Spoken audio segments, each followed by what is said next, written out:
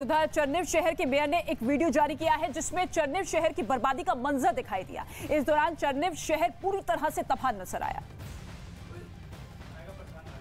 में इमारतें पूरी तरह बर्बाद नजर आई, सड़कें टूटी हुई दिखी। शहर का जायजा लेने के लिए वहां की मेयर खुद एक गाड़ी में बैठकर सड़कों पर निकले। इस दौरान चारों तरफ धुएं का गुबार नजर आया।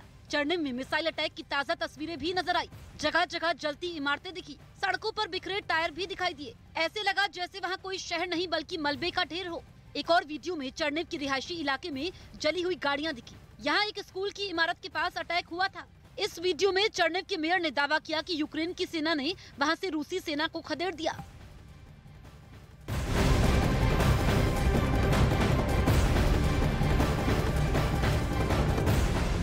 और इस वक्त की ये बेहद अहम और बड़ी खबर आ रही है। पुतिन के सलाहकार ने अपने पद से इस्तीफा दे दिया। ये बेहद अहम खबर, जिस तरह से लगातार दुनिया भर में ये घटनाक्रम बदलता चला जा रहा है, अब ये एक बड़ी खबर आ रही है इस वक्त। और दुनिया भर की निगाहें इस पूरे घटनाक्रम पर, यूक्रेन पर, किस तरीके से अब पुतिन के सलाहकार ने अपना पद छोड़ दिया है। पुतिन का साथ छोड़ने वाले ये एक बड़े अफसर हैं। पुतिन के सलाहकार ने अपना पद ही छोड़ दिया है। जिस तरह से यूक्रेन पर लगातार हमले हो रहे हैं, उसके बाद दुनिया भर की निगाहें रूस पर कि उसका अगला कदम क्या होगा। लेकिन रूस के भीतर क्या हो रहा है, उससे जुड़ी यह बेहद अहम और बड़ी खबर है।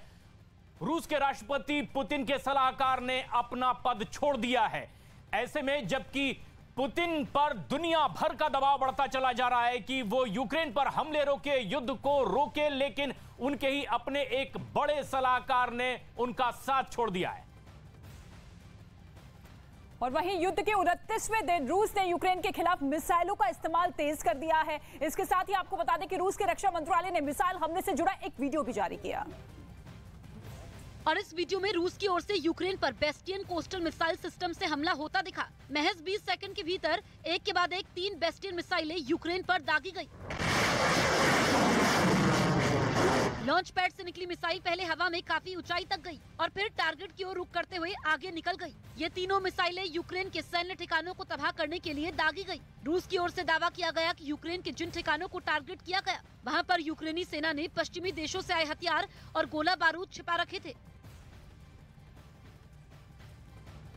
एक और बड़ी खबर आ रही है इस वक्त, किस तरह से अब इस पूरे मामले में यूक्रेन का एक बड़ा दावा सामने आया है। यूक्रेन की सेना का ये एक बड़ा दावा है। दावा ये कि 24 घंटे के भीतर उसने रूस के 7 विमान मार गिराए हैं। एक हेलीकॉप्टर, एक ड्रोन को भी पूरी तरह से नेस्तनाबूद करने का दावा यूक्रेन ने किया है। यूक्रेन की सेना ने अब इस युद्ध में अपनी तरफ से अब तक का यह सबसे बड़ा दावा किया है कि महज 24 घंटे के भीतर उसने रूस के 7 विमानों को पूरी तरह से नेस्त नाबूद कर दिया है।